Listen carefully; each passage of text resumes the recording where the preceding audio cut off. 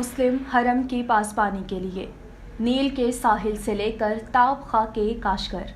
बिस्मिल्लाहिर्रहमानिर्रहीम। अस्सलामुअलैकुम। नम्रा अरूज आज फिर कुछ सच्चाइयाँ लेकर आपकी खिदमत में हाजिर है। यहूदो नसारा की पाकिस्तान बल्कि पूरे आलम इस्लाम के खिलाफ शरारतें, शरंगेजियाँ और साजिशें हमेशा की तरह आज भी जारी हैं।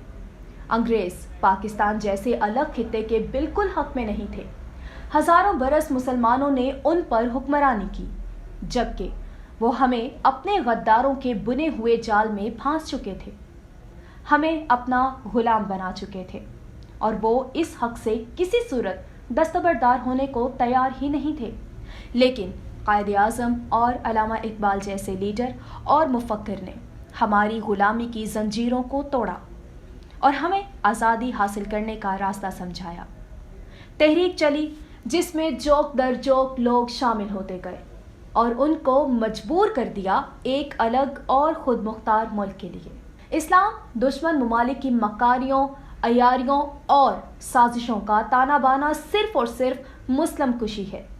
ये अपने मज़मूम इरादों, गुमराह कुन वारदातों और तबाह कुन हरबों से पाकिस्तान और दूसरे इस्लामी ममालिक को अदम इस्तेहकाम से दो चार करने, उनका इक्तसादी हुलिया बिगाड़ने, उनकी मादनियात पर कब्जा जमाने, तेल के ज़खायर को तजारत के नाम पर अपने ज़ेरे असर लाने, मुआशी तौर पर यरगमाल बनाने में हमा वक्त मसरूफ़ हैं। पाकिस्तान आज़ाद तो हो गया, लेकिन अफसोस कि यहूदी सांप हमारी ही आस्तीनों में पलने लगे। उन्होंने पाकिस्तान के सियासी, दिफाई, नज़रियाती, इस्लामी, मुआशरती, इक्तसादी, सलामती के खालिस्तन अंदरूनी मामलात, मसाइल निज़ाम को कौमी मफादात में गुज़िश्ता कई सालों से कमोबेश तमाम इदारों में दहशतगर्द एजेंट और हर महकमे के बिकाऊ अफसरान को अपने अपने महाजों पर अपने नापाक इशारों से सरगर्म अमल रखा हुआ है। उनको अपने ही मुल्क में दंगा फसाद के लिए ट्रेनिंग दी जाती है। ये आस्तीन के सांप अपना जहर का कोटा हमारे ही बंदों से पूरा करते हैं। इसमें वो गाड़ी साफ करने वाले से लेकर हर महकमे में बड़ी अयारी, चालाकी, होशियारी से अपनी पसंद का बंदा निकालते हैं और उसे अपने रंग में ढाल लेते हैं और वो आहिस्ता आहिस्ता बर्बादी की दलदल में धंसता चला जाता है। चर्चिल से किसी ने पूछा कि अच्छे सियासतदान की खूबी क्या है, तो चर्चिल सिगार का कश लेते हुए बेनियाजी से बोला, हम शतरंज की बसात बिछा तो लेते हैं, लेकिन खिलाड़ी दूसरे होते हैं। दुनिया के किसी भी खित्ते में इंतहा पसंदी या दहशतगर्दी का कोई वाक़या रूनुमा हो जाए तो सारी दुनिया के ज़राए अबलाग और खुफिया इदारे इस्लाम और मुसलमानों के खिलाफ कमर बस्ता हो जाते हैं। सिर्फ शक के बिना पर पुरअमन मुसलमानों को हिरासत में लेकर तफ्तीश का लामुतनाही सिलसिला शुरू हो जाता है। 9/11 की अगर बात की जाए तो 9/11 का खेल यहूदियों ने खेला, लेकिन इल्ज़ाम अलकायदा और तालिबान पर था। इसराइल का जम शिपिंग कंपनी ने $50,000 का नुकसान उठाते हुए वर्ल्ड ट्रेड सेंटर में मौजूद ऑफिस को एक ही हफ्ता कबल बड़े हंगामी हालात में खाली किया। इस बात का इंकिशाफ FBI की तहकीकात के दौरान हुआ कि मज़कूरा कंपनी इसराइली जासूसों और तखरीबकारी का सबसे बड़ा और महफूज अड्डा था। FBI ने उनके कई जासूसी नेटवर्क भी पकड़े, लेकिन खुद अमेरिका के मुलविस होने की वजह से तफ्तीश का रुख मोड़कर अफगानिस्तान की ईंट से ईंट बजा दी। कुरान की रूह से ये बात वाज़े हो चुकी है कि यहूदो नसारा बड़े बुज़दिल हैं। वो जब भी किसी मुल्क पर हमले का प्रोग्राम बनाते हैं तो सबसे पहले वो क्या करते हैं, सबसे पहले उसके कुर्बो जवार के बरी और बहरी अड्डे हर कीमत पर हासिल करने की कोशिश करते हैं और हासिल भी करते हैं, क्योंकि इतनी दूर से आकर लड़ना उनके लिए नामुमकिन हो जाता है।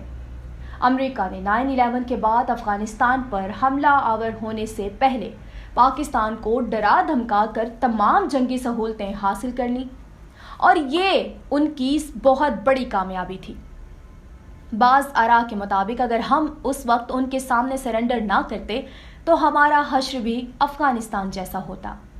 लेकिन कहने दीजिए कि हमने उस वक्त कुरान के हुक्म की सरीहन मनाफी की कि यहूद व नसारा को दोस्त मत बनाओ ये मुसलमानों से कभी राजी नहीं और खुश नहीं होंगे, और ये बड़े बुज़दिल होते हैं, खुले मैदान में कभी नहीं लड़ सकते। अंग्रेज कौम की बदअहदी, वादा शिकनी और बेवफाई इस ज़म्न का वाज़ेह सबूत है। जब नेपोलियन ने मिस्र से 1792 को सुल्तान टीपू शेर मैसूर को ख़त लिखा, जिसमें उस कौम के किरदार की तस्वीर कशी की गई। उसने क्या लिखा? उसने ये लिखा, डियर किंग टीपू, मैं देख रहा हूँ कि अंग्रेज़ पूरे हिंदुस्तान पर कब्ज़ा जमाने के लिए भरपूर कोशिश कर रहे हैं, और आप उनकी इस कोशिश को नाकाम करने के लिए सर धड़ की बाजी भी लगा रहे हैं। आपके वालिद हैदर अली मरहूम भी अंग्रेज़ों को हिंदुस्तान बदर करने की कोशिश में सरगर्दा रहे, लेकिन शायद आप ये नहीं जानते कि हम अंग्रेज़ों के साथ आपके हमवतन और मुसलमान भी साथ दे रहे हैं। वो सब हुब्बुल वतनी को बलाए ताक रखे हुए हैं। लॉर्ड क्लाइव ने भी आपसे मुआहदा अमन कर लिया है, लेकिन एक बात याद रखें, अंग्रेज़ कौम परले दर्जे की बदअहद और वादा शिकन कौम है। उससे किसी किस्म की वादे की पाबंदी की उम्मीद अस्करी लिहाज से बहुत बड़ी हमाकत होगी। निज़ाम दुकन और मरहटों को वो अपने दामे फरेब में फांस चुके हैं। आप दिल्ली के दिफा के लिए काफ़ी हद तक उन्हीं गद्दारों की बदौलत नाकाम हो चुके हैं।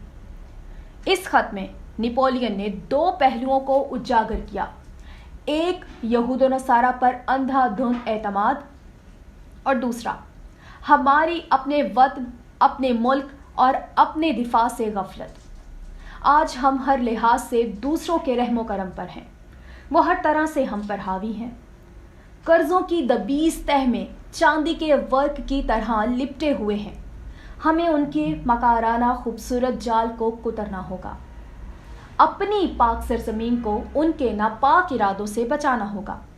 उन्हें पाकिस्तान का मामा बनने से रोकना होगा, और ये तब ही मुमकिन होगा जब हम मुत्तहिद होंगे, हमारे सफ़ों में इत्तेहाद होगा। बेवजह तो नहीं चमन की तबाहियाँ, बेवजह तो नहीं चमन की तबाहियाँ, कुछ बाग़बां हैं बरको शरर से मिले हुए। ये थी आज की सच्चाइयाँ। इंशाल्लाह कुछ और सच्चाइयों के साथ नेक्स्ट प्रोग्राम में फिर आपकी खिदमत में हाजिर होंगी। तब तक के लिए इजाज़त दीजिए। अल्लाह हाफ़िज़। अपना बहुत सा ख्याल रखिएगा और चैनल को सब्सक्राइब करना मत भूलिएगा।